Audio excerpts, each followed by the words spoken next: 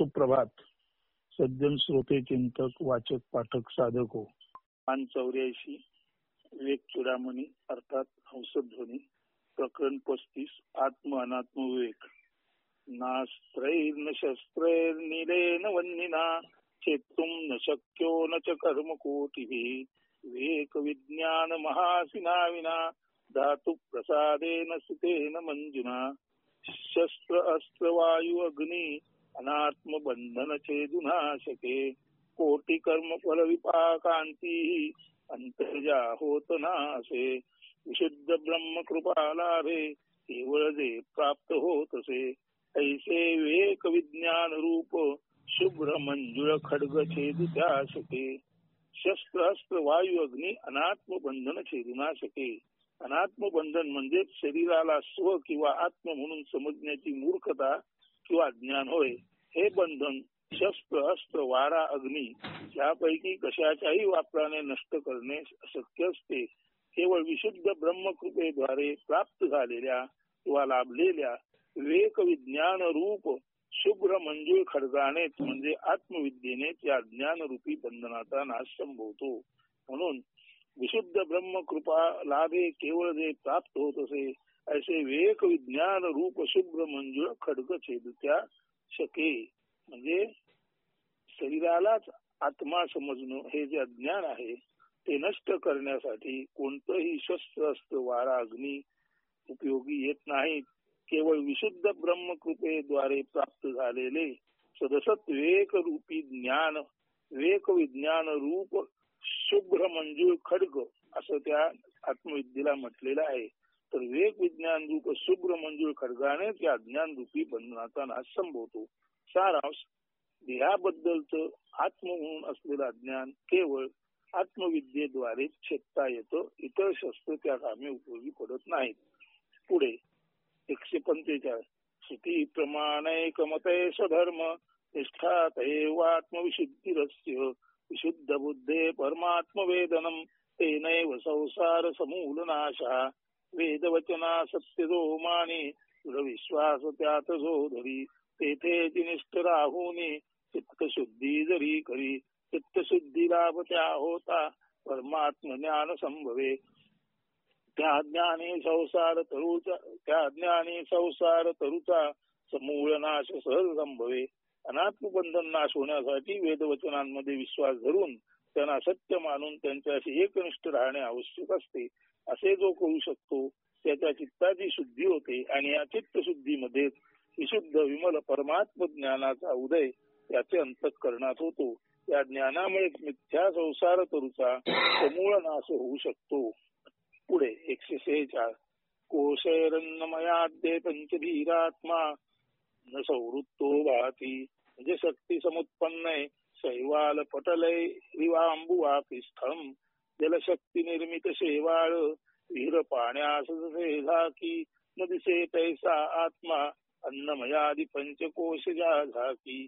विहिरीतील पाण्याच्या शक्तीपासून निर्माण झालेले शेवाळ जसे त्या पाण्याला झाकून टाकते आणि पाणी दिसेनासे होते तसे अन्नमय आणि उर्वरित 4 मिळून एकूण 5 कोशांनी झाकलेला आत्मा स्वतःच लुप्त झाल्यासारखा वाटतो किंवा दिसतो. विहिरीतील पाण्यातून शेवाळ निर्माण होतं आणि ते पाण्यालाच झाकून टाकतं. तसं आत्मशक्तीपासून पंचकोश तयार होतात आणि ते आत्म्याला झाकून टाकतात. त्यामुळे आत्मा दिसत नाही अशी विपरीत अवस्था तयार होते. 147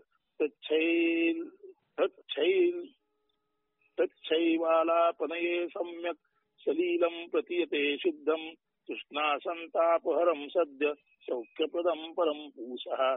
पंचानामपि कोशानाम पवादे विभात्यं शुद्ध नित्यानंदैकरस प्रत्यग्रूपा परम स्वयं ज्योतिः. शेवाळ दूर होता कृष्णातापहर सुखद जलद स्पष्ट होई. पंचकोश खंडित होता नित्यानंद रस पूर्ण शुद्ध परम प्रकाश व्यक्त होई. विहिरीच्या पाण्यावरील शेवाळ पूर्णपणे दूर झाल्यावर माणसाच्या तृष्णारूप दुःखाचा परिहार करणारे पाणी जसे लगेचच स्पष्टपणे दिसू लागते त्याप्रमाणे पंचकोशांचा पूर्णत्वाने परिहार झाल्यावर किंवा केल्यावर अंतःकरणात नित्यानंद रसपूर्ण शुद्ध आत्मतत्वाचा परमप्रकाश स्वयंज्योती रूपे प्रकट होतो. 148 आत्मानात्मवेक कर्तव्यो बंधमुक्तये विदुषा तेनैवानंदी भवती स्वम विज्ञाय सच्चिदानंदम. आत्मानात्मवेक विद्वत कर्तव्य बंधमोतिनी राही स्वे स्वरूपी जाणी सच्चिदानंद रूप आनंद घनतो राही. आत्मनात्म सत असत नित्य अनित्य याबाबतचा सम्यक विवेक करणे हे ज्ञानी पुरुषाचे कर्तव्य असते. अन्यथा त्याला या संसार सागरातून पार पडणे अशक्य असते. हे कर्तव्य त्याच्याकडून यथोचित पार पडले तर तो स्वतः आपणच सच्चित आनंद रूप असल्याचे जाणू शकतो आणि आनंद घन आनंद पूर्ण असे त्याचे समग्र जीवन राहते. 149 मुंजादी शिकामी व दृश्य वर्गात सत्यंत्यमात्मानम संगमक्रियम विच्य तत्र प्रविलाप्त सर्वं तदात्मना तिष्ठति यः समुक्तः.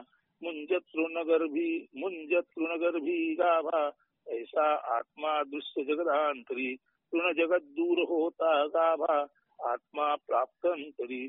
जग दूर सारुनी असंग क्रिय आत्म्यासी प्राप्त जो करी सर्व लीन करुनी त्यात आत्मस्थित राही मुक्ती प्राप्त तो करी. ईशिका म्हणजे गवताची काडी. मुंज नावाचे गवत असते ज्याच्या काड्या एकत्रित गुंडाळलेल्या केळीच्या पानांनी बनलेल्या सोटाप्रमाणे एकावर एक आवरणे असलेल्या असतात. जेव्हा सर्व वरील पाने दूर करावीत तेव्हा आतवर अगदी कोमल नाजूक असा गाभा प्राप्त होतो. इंद्रिय गोचर आणि मनोनिर्मित जग जर दूर करता आले तर आत अगदी सोलीव आणि तेजस्वी असा आत्मा प्राप्त होतो.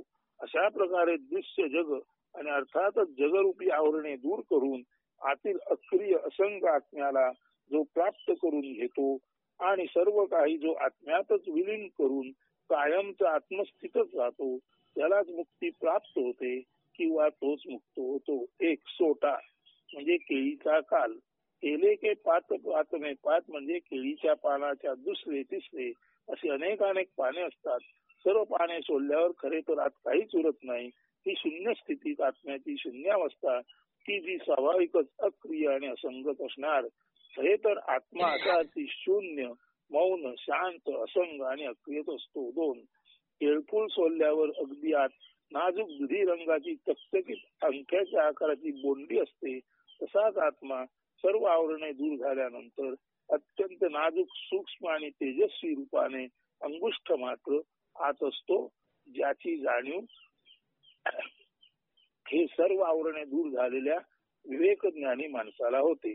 आता आपण पंचकोशांचा विचार करू. प्रकरण 36 अन्नमय कोश. देहो यमन्न भवनोन्नमयस्तु कोश चान्नेन जीवति विनश्यति तद्विहीनः त्वच्चर्ममांसरुधिरास्ति पुरीशराशीर् नायं स्वयं भवितुमर्हति नित्यशुद्धः. अन्नोत्पन्नः देह अन्नमय कोशदो असे. अन्नामुळेची हा राही विना अन्न नष्ट होत असे. तशा चर्म मांस रक्त अस्थिविष्ठा संघात जो असे. स्वतः ज्या अस्तित्व नसे नित्य शुद्ध आत्मा तो कसा असे. हा देह अन्नामुळे निर्मिला जातो आणि म्हणून या देहाला अन्नमय कोश असे म्हणतात. त्याचे अस्तित्व अन्नामुळे टिकून असते आणि अन्नाच्या अभावात तो म्हणजे देह किंवा अन्नमय कोश नष्ट होतो. त्वचा चांबडी मांस रक्त हाडे आणि विष्ठा यांचा हा एकत्रित समूह असतो. अन्नमय कोशाला स्वतंत्र अस्तित्व नसते. त्या कारणाने सुसंवेद्य आणि नित्यशुद्ध आत्म्यापासून तो पूर्ण वेगळा असतो किंवा तो आत्म्याचे स्थान घेऊ शकत नाही. सारांश अन्नामुळे शरीर निर्माण होते आणि अन्न नसेल तर शरीर नष्ट होते. परंतु हे शरीर किंवा हा अन्नमय कोश म्हणजे आत्मा नसतो. कारण शरीर म्हणजे केवळ त्वचा चामडी मांस रक्त हाडे आणि विष्ठा यांचा संघात असतो आणि जो अन्नावर अवलंबून असतो आणि अन्न नसेल तर जो गळून पडतो असा हा अवलंबित असलेला अन्नमय कोश स्वतंत्र आत्मा म्हणून कसा असू शकेल. म्हणजे आत्मा इतका स्वतंत्र आहे की ज्याच्यामुळे सर्व गोष्टी निर्माण होतात आणि सर्व गोष्टी नसल्या तरी आत्मा राहतोच राहतो. मात्र अन्नमय कोश म्हणजे देह अन्न नसेल तर देह नष्ट होतो. अन्नावर अवलंबून असलेला हा देह किंवा अन्नमय कोश स्वतंत्र नसल्यामुळे स्वतंत्र आत्म्याशी त्याचा काही संबंध नाही.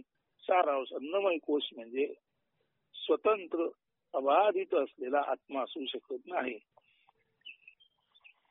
हा पूर्वं जनेरपि मृतेरपि नायमस्ति जात क्षणं क्षणगुणो नियतस्वभावः नैको जडश्च घटत्व परिदृश्यमाना स्वात्मा कथं भवति भावविकारवेत्ताः जन्म पूर्वनसे काही मृत्योत्तर किंचित न उरे असा क्षणात जन्मे क्षणगुणी अस्थिर भावत असे तसा नाना तत्व संघाती कुंभ समजड असे जसा ऐसा भाव विकार वश आपुला आत्मा असे कसा.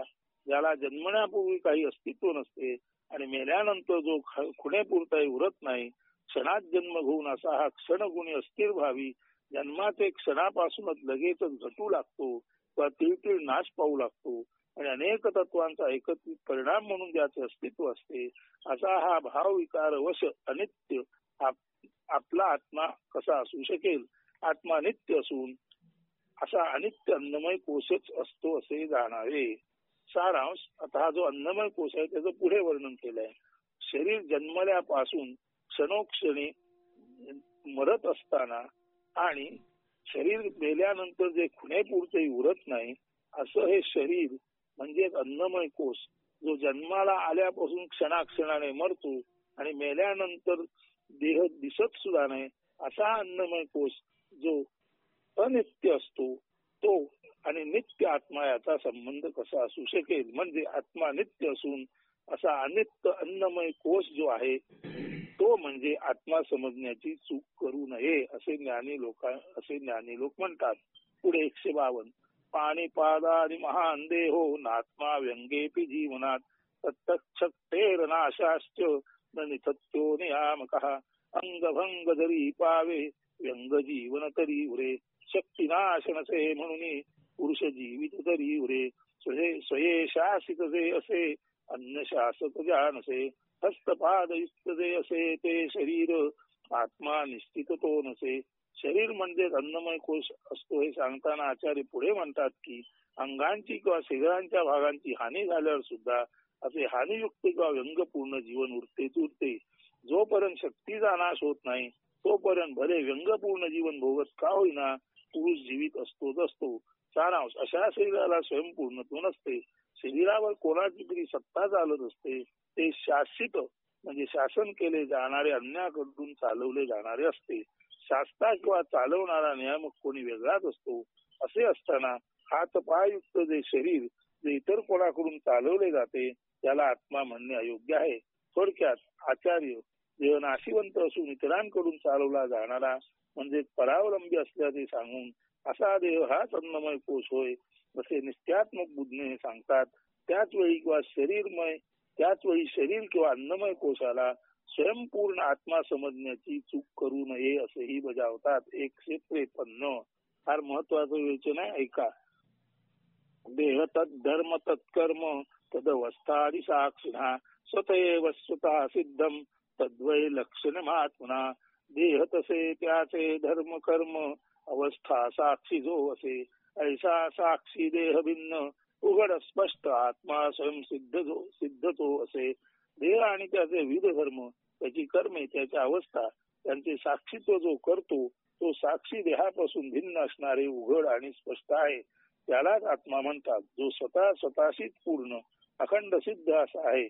येथे आचार्य देहापासून भिन्न असलेल्या आत्म्याचे वर्णन करतानाच देह किंवा अन्नमय कोश आणि त्याचे धर्म कर्म अवस्था त्यांचा निर्देश करतात. म्हणजे धर्म कर्म अवस्था ही स्थित्यंतरे बदल विकार हे देहाचे अन्नमय कोशाचे विशेष आहेत. आत्मा तर केवळ अविकारीच आहे. असा अनित्य विवेक ते पुन्हा वाचकाच्या म्हणजे श्रावकाच्या अंतःकरणात होईल रुजेल असे पाहतात. अत्यंत चिकाटीने आर्जवपूर्ण भाषेत तत्वाची समजूत घालून देणाऱ्या आचार्यांची हीच महानता आहे.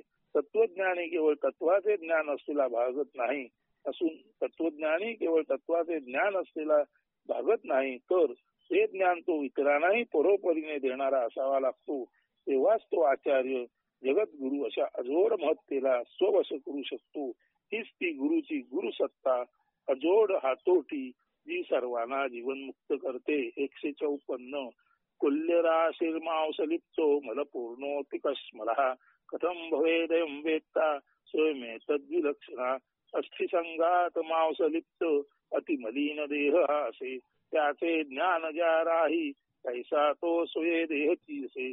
हा देह म्हणजे हाडे आणि त्याला चिकटले मांस रक्तादी यांनी मलिन झालेले असे काहीतरी आहे असे जो ओळखतो तो स्वतःच देह कसा असेल. म्हणजे असे की जे ओळखायचे ते आणि जो ओळखतो ते एकच असू शकत नाहीत. ते जर वेगळे नसतील तर कुणी कुणाला कसे आणि काय जाणणार.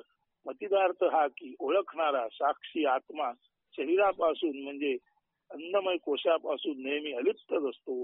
येथे आत्म्याचे लक्षण सांगतानाच प्रामुख्याने मलिन अशा देह किंवा अन्नमय कोशाची तीव्र निंदा केली आहे. हेतू हा आहे की अन्नमय कोशातून बाहेर पडण्याची आस निर्माण व्हावी.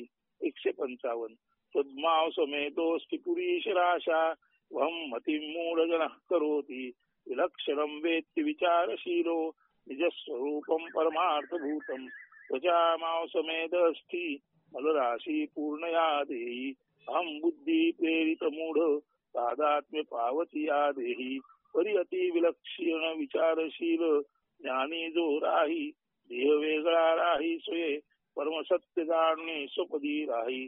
त्याच्या मास्तरबी हाडे आणि मनमूत्र यांच्या राशीने भरलेल्या मलिन देहाला अहंबुद्धीने प्रेरित होऊन मूर्ख माणसे मी असे म्हणतात. मात्र विलक्षण विचक्षण विचारशील ज्ञानी स्वतः आपण देह नसून त्या वेगळे परमसत्य आत्मतत्वच आहोत आणि म्हणूनच अविनाशी आहोत असे स्वयंस्फूर्तीने जाणतात आणि आपल्या स्वपदी नित्य निरंतर ध्रुव अचल असतात. येथेही देह किंवा अन्नमय कोशाची निंदा केली आहे की ज्या योगे अज्ञानवश होऊन देहालाच स्व समजण्याची चूक कोणी करू नये.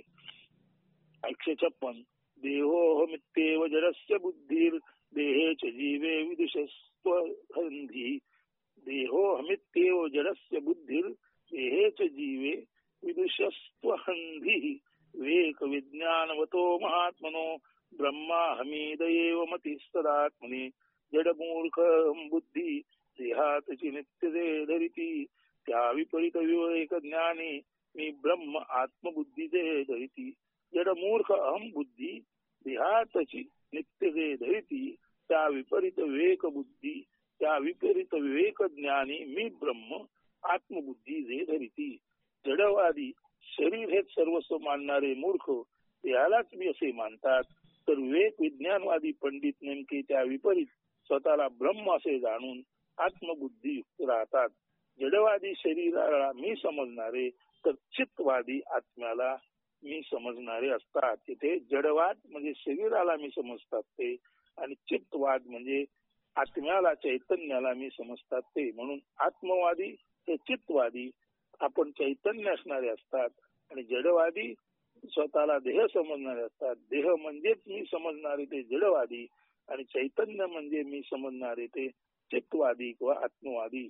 157 आत्मात्मबुद्धीं त्यज मूढबुद्धे त्वंमाव समेतोऽस्ति पुरीशराशो सर्वात्मनि ब्रह्मणि निर्विकल्पे कुरुस्व शांतिं परमां भजस्व तुझामाव समेतस्ति मलमूत्र राशि पूर्णया देहि अहं न शोधी मूर्खा राही निर्विकल्प ब्रह्मी शांती तू भोगी. आचार्य अगदी परोपरीने अर्धवाने आणि तळमळीने बोध देत आहेत. अरे मूर्खा तू या त्वचा मांस मेद असती मलमूत्र राशीने युक्त हीन देहाला मी समजू नकोस. तुला या देहात तुझे अस्तित्व नाही हे समजून घ्यायचे आहे. वास्तवात तू या निर्विकल्प ब्रह्मरूपात तद्रूप होऊन आणि तद्गुण पूर्ण म्हणजे ब्रह्मगुणी असाच स्वतः पाहायला शिक. तू देहरूप नाहीस तर आत्मरूपच नव्हे आत्माच परब्रह्मच आहेस. तसा अस आणि अखंड शांतीला प्राप्त हो. शांती भोग. 158 देहेंद्रियादा वसती प्रमोदिताम विद्वान हंताम न जहाति यावत तावन्न तस्यास्ति विमुक्ती वार्ता त्यस्तेश वेदांत नयनांतदर्शी देह इंद्रिय भ्रम निर्मित अहंकार न टाकता वेद विद्या निपुणधरी मोक्ष वार्ता न पंडिता. देह आणि इंद्रियांच्या भ्रमातून उत्पन्न होणारी भ्रामक अहंकाराची निर्मिती टाकल्याखेरीज कुणाही पंडिताला मग भले तो कितीही वेदविद्या सिद्धांत निपुण प्राप्त केला असो साधी मोक्षाच्या वार्तेची झुळूक नाही. येथे ज्ञानापेक्षा ज्ञानोत्तर आचरणाला, इथे ज्ञानापेक्षा ज्ञानोत्तर आचरणाला अहंकार त्यागाला अधिक महत्व आहे. म्हणून फिलॉसॉफी ऑफ द लाईफ म्हणजे जीवनाचं तत्वज्ञान कळल्यानंतर लाईफ ऑफ फिलॉसॉफी तत्वज्ञानाचं जीवन सुरू होणं महत्वाचं आहे. म्हणजे केवळ ज्ञान नव्हे तर ज्ञानोत्तर आचरणाला महत्व आहे. Philosophy of life is important but then to start life of philosophy तत्वाचं जीवन सुरू करणं हे त्याहून मोठं आहे. म्हणून केवळ ज्ञानाने मोक्ष मिळत नाही तर ज्ञान झाल्यानंतर ज्ञानोत्तर ज्ञानपूर्वक आचरण केल्यानेच अहंकार त्याग झाल्यानेच मोक्ष प्राप्त होतो. पुढे 159 छाया शरीरे प्रतिबिंब घातले स्वप्न देहे हृदय कल्पितांगे यथात्मबुद्धी स्तोनास्तिकाची जीवत शरीरैच तथैव मास्तु छाया प्रतिबिंब स्वप्नमनी कल्पित देहान सत्यमानी तू तैसेची जीवित शरीरी आत्मबुद्धी कधी न धरावी तू. शरीराची छाया प्रतिबिंब आणि स्वप्नात व मनात कल्पना केलेल्या देहाला जसे तू सत्य मानित नाहीस. शरीराची छाया प्रतिबिंब आणि स्वप्नात व मनात कल्पना केलेल्या देहाला जसे तू सत्य मानित नाहीस तसेच या जिवंत शरीराशी सत्य मानण्याची आत्मबुद्धी रूपे शरीरात पाहण्याची किंवा सत्य समजण्याची चूक तू कधी करू नको. जशी तू छाया खोटी मानतोस, प्रतिबिंब खोटं मानतोस आणि स्वप्नात व मनात धारण केलेल्या कल्पना खोट्या मानतोस तसं शरीर हे सुद्धा वास्तवात ब्रह्माच्या पातळीला ब्रह्माची छायाच आहे. त्याला तू खरं मानू नकोस. शरीर रूपी छाया टाक आणि ब्रह्मरूपी मूळ आत्मवृक्ष पकड असं शंकराचार्य सांगत आहेत. देहात्मधीरेव नृणाम सिद्ध्याम जन्मादि दुःख प्रभवस्य बीजम ततस्ततस्त्वं विहितां प्रयत्ना तत्ते तु चित्तेन पुनर्भवाशा. देहात्मबुद्धी असद्बुद्धी मनुष्य जन्म दुःख उत्पत्ती कारण यत्नपूर्वक जरी सांडी तरी होई पुनर्जन्म शंका निवारण. देहाला सत्य मानण्याची चूक केल्यानेच या असद्बुद्धीमुळेच माणसाचा जन्म आणि त्यातून उद्भवणाऱ्या दुःखाची निर्मिती होते. जर ही देहात्मबुद्धी म्हणजे देह म्हणजेच आत्मसमजण्याची बुद्धी ही चूक असून हे असत असून त्याचा तू प्रयत्नपूर्वक त्याग करू शकलास तर तुझा पुनर्जन्म होणार की काय अशा तुला पडलेल्या आणि तुला भिवणाऱ्या शंकेचे समूळ निराकरण होऊ शकेल. म्हणजे असे की देहाला स्वसमजण्याची चूक न केल्यास तुला पुनर्जन्म प्राप्त होण्याचा प्रश्न सुरत नाही. प्रकरण 37 प्राणमय कोश कर्मेंद्रिये पंचभिरंचितोयम प्राणो भोय प्राणमयस्तु कोशः येनात्मवान्नमयो न पूर्णः प्रवर्तते सौ सकल क्रियासु पंचकर्मेंद्रिययुक्तः प्राण यासी प्राणमय कोश बोलती. प्राणयुक्त अन्न कोश अन्न तृप्त कर्म प्रवृत्त जानसी. श्वास उत्साह बलपूर्ण असलेला प्राण पंचकर्मेंद्रियांनी युक्त असतो त्यालाच प्राणमय कोश आवरण असे म्हणतात. तर असा हा प्राणमय कोशच अन्न खाऊन तृप्त झालेल्या अन्नमय कोशाला कर्मे करायला लावतो. तर हे जे प्राण आहेत ते प्राणच श्वास उत्साह बलपूर्ण या श्वास हा प्राण म्हणजे श्वास आहे, हा प्राण म्हणजे उत्साह आहे, हा श्वास म्हणजे बलपूर्ण असण्याची संभावना आहे. तर असा हा प्राणमय कोश अन्नमय कोशाला अन्न खाऊन तृप्त झालेल्या अन्नमय कोशाला कर्मे करायला लावतो. सारांश प्राणामुळे शरीरामध्ये श्वास उत्साह आणि बल यांची निर्मिती होते. त्यामुळे शरीर अधिकाधिक अन्नमय कोशाला म्हणजे देहाला कर्मे करायला भाग पाडतो. पुढे 162 नैवात्मापि प्राणमयो वायु विकारो गंता वायु धरंतर बहिरेशः यस्मात् किंचित क्वापि न वेष्टिष्टमनिष्टं संवान्यं वा किंचन नित्यं परतंत्रः. नैवात्मापि प्राणमयो वायु विकारो गंता वायु वदंतर बहिरेशः यस्मात् किंचित क्वापि न वेष्टिष्टमनिष्टं संवान्यं वा किंचन नित्यं परतंत्रः. प्राणकोश नसे आत्मा वायु विकार राहिजो वायु सम आत बाहेरी तरी नित्य परतंत्र जो इष्ट अनिष्ट न जाणी तथा स्वन्न इष्ट अनिष्ट न जाणी तथा स्वन्य जाणीता नसे ऐसा प्राणकोश परतंत्र नेनता आत्मा तो खचितजी नसे. प्राणकोश म्हणजे तर अनित्य वायू किंवा वाऱ्या समजतो. तो आत बाहेर असा अनित्य येरघारा घालणारा व परतंत्र असतो. त्यामुळे तो आत्मा असू शकत नाही. तसेच इष्ट अनिष्ट याबाबत त्याला स्वतःची अशी काही जाण नसते. स्व अन्य आपला परका याचही त्यास ज्ञान नसते. असे असताना असा अनित्य परतंत्र व नेणता किंवा अज्ञानी प्राणकोश निश्चितच आत्मा असणे शक्य नाही. येथे आचार्य आत्मा सुसंवेद्य असतो असे सांगत असून जे जे सुसंवेद्य नाही ते आत्म्याखेरीज अन्य तत्स्पृहणीय असल्याचे स्पष्ट करीत आहेत. आता प्राणाचे प्राण अपान व्यान उदान समान असे 5 भाग म्हणजे 5 विकार आहेत. प्राण म्हणजे श्वासोश्वास, अपान म्हणजे वाईट वायू बाहेर टाकला तो विषारी वायू बाहेर टाकला जातो उदकद्वाराद्वारे, तो तिथे तो अपान असतो. व्यान म्हणजे जठरामध्ये अन्नपचनाचं काम करणारा तो त्याला व्यान म्हणतात. उदान म्हणजे शिंक उचकी याद्वारे जो वायूवर येतो त्याला उदान म्हणतात. आणि समान म्हणजे ज्याला जेथे जेथे आवश्यक शक्ती आवश्यक आहे, रक्त पुरवठा आहे, तेथे तेथे ते पुरवण्याचं काम जो प्राणाचा प्रकार करतो त्याला समान म्हणतात. उदाहरणार्थ धावणाऱ्याला जास्त रक्त पुरवठा जास्त शक्ती त्याच्या पायामध्ये आवश्यक आहे. चिरेखाणीत काम करणाऱ्याला त्याच्या बाहूमध्ये आवश्यकता आहे. बुद्धिवान माणसाला त्याच्या मेंदूमध्ये जास्त रक्त पुरवठा आणि अर्थात ऊर्जा आवश्यक आहे. तेव्हा समान याचा अर्थ जो जो ज्या ज्या कर्मानुसार काम करतो त्या त्या कर्मामध्ये आवश्यक असलेल्या ज्याला आपण म्हणतो इंद्रियांना आवश्यक तो वायू आवश्यक ती ऊर्जा पुरवण्याचं काम समान करतो. तर प्राण अपान व्यान उदान समान हे एकाच प्राणाचे 5 भाग आहेत.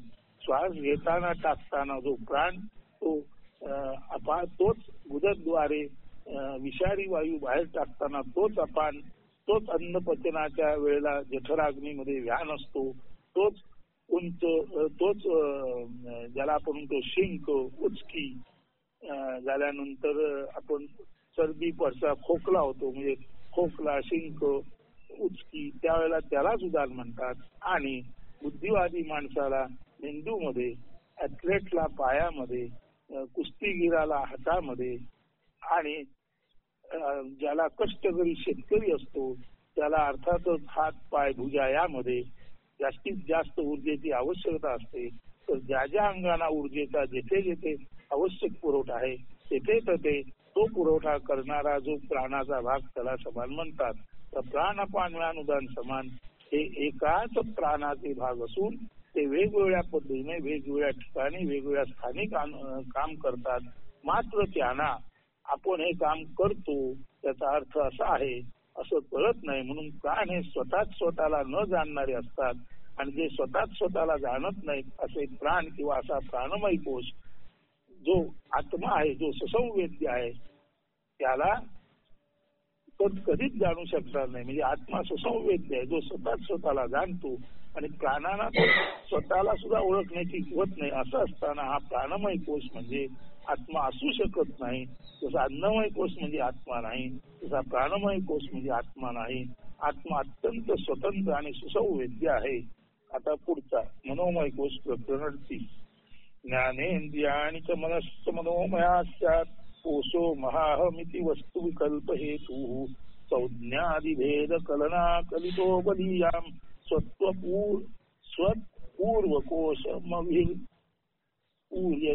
विजृंभतेय. आता नीट ऐका. ज्ञानेंद्रियाणि च मनश्च मनोमया स्यात् कोशो महाहमिति वस्तु विकल्प हेतुः संज्ञादिभेद कलना कलितो बलीयां स्वत्पूर्वकोशमभिपूर्य विजृंभतेय. ज्ञानेन्द्रिये तथा मन उभया मनोमय कोश बोलती. ज्ञानेन्द्रिये तथा मन उभया मनोमय कोश बोलती. मी माझे विकल्प करी नामभेदी रुची जो धरी अन्य कोशा व्यापुनी असे मनोमय कोश महाबली. ज्ञानेंद्रिय आणि मन या उभयताना मिळून म्हणजे ज्ञानेंद्रिय म्हणजे कोणती? स्पर्श, गंध, रुची, दर्शन, श्रवण म्हणजे त्वचा, रुची म्हणजे जीभ, दर्शन म्हणजे डोळे, श्रवण म्हणजे कान आणि गंध म्हणजे नाक. तर ही 5 ज्ञानेंद्रिये आणि मन म्हणजे मन, बुद्धी, चित्त, अहंकार. पंच ज्ञानेंद्रिये आणि मन चतुष्टय.